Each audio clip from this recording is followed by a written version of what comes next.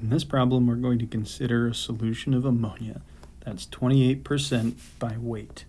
It has a density of 880 kilograms per meters cubed, and we'd like to know the mole fraction, molality, and molarity of ammonia, the solute, in this solution.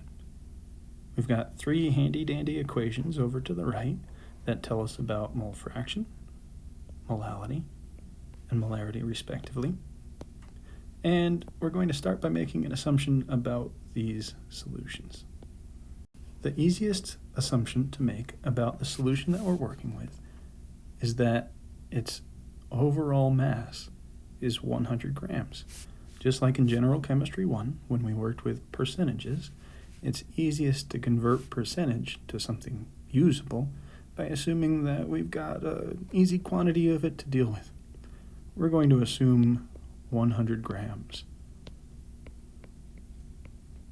of our ammonia solution. Remember that ammonia is the chemical substance with the formula NH3. It's got a molar mass of 17.03 grams per mole. What's the other component of this solution? Well, we can infer the other component, the solvent of this solution, from the question as it's worded.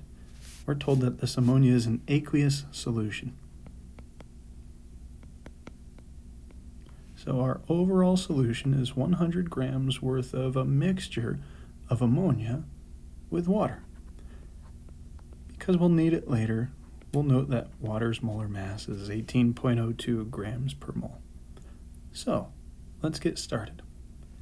In order to think about mole fraction, we're going to need to know moles of solute and moles of solvent. Let's do mole fraction calculation first. So, how do we get moles of solute, moles of solvent? Well, if we're dealing with 100 grams worth of a solution that's a mixture of ammonia in water, and 28% worth of that solution's mass is due to ammonia, then how much ammonia is in that solution? In this hypothetical scenario, we'd have 28 grams worth of it.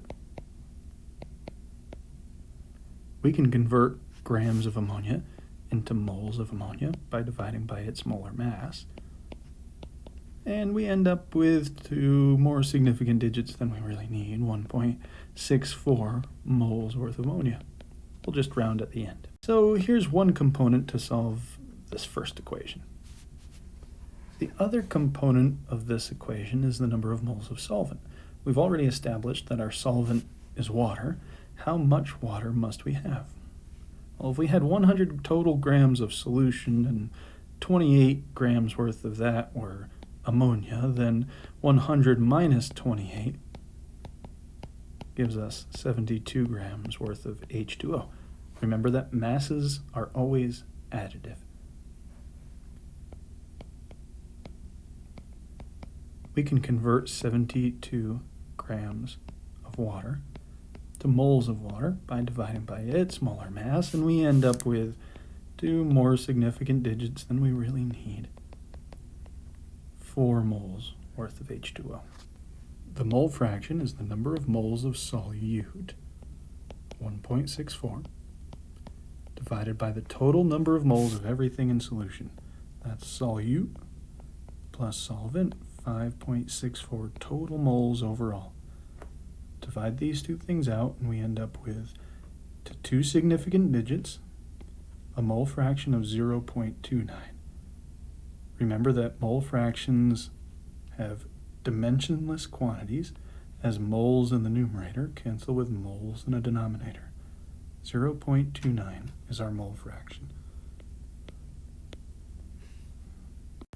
So you'll see I've reset our board in order to do our next calculation for molality. To calculate molality, we'll need to know number of moles of solute, which we already have determined to be 1.64. And we'll also need the mass of solvent in kilograms. We're given it in grams, but we can convert to kilograms. Divide by 1,000. 0.072 kilograms worth of our solvent water. Divide these two quantities by each other again, keep two significant digits at the end, and we wind up with 23 molal as the molal concentration of this ammonia solution. 23 molal. On to our final calculation for molarity. In order to calculate the molarity of a solution, we must know the volume of that solution in liters. The only way that we can determine volume for this solution is to take into consideration the density of this solution. We're given information about the density in kilograms per meter cubed. And notice that there is no meter cubed equivalent in our calculation. There's liters. So how do we get liters from meters cubed? Well, as it turns out, 880 kilograms per meters cubed is equivalent to 880 grams per liter. And we can demonstrate that through a unit conversion. Remember from General Chemistry 1 that we can set up a unit conversion to go from something like kilograms per meter cubed into something like grams per liter through a series of metric conversion steps. Things that are in the numerator can be eliminated by placing an identity in a denominator. There are 10 to the minus 3 kilograms in every 1 gram, or 1,000 grams in every 1 kilogram, however you'd like to think about that. To get rid of a unit in a denominator, we need to place its equivalent in a numerator for a conversion step. We don't know how many centimeters cubed are in a meter cubed, at least I don't directly, but what I do know is how many centimeters there are in a meter. In other words, I know that in 1 meter, there are 100 centimeters. If I cube that relationship, I can get the relationship between centimeters cubed and meters cubed. So I'll just cube everything in both the numerator and denominator. At this point, I'll have centimeters cubed in my denominator. I want to get that into a usable volume. I'm going to take advantage of the definition of a milliliter.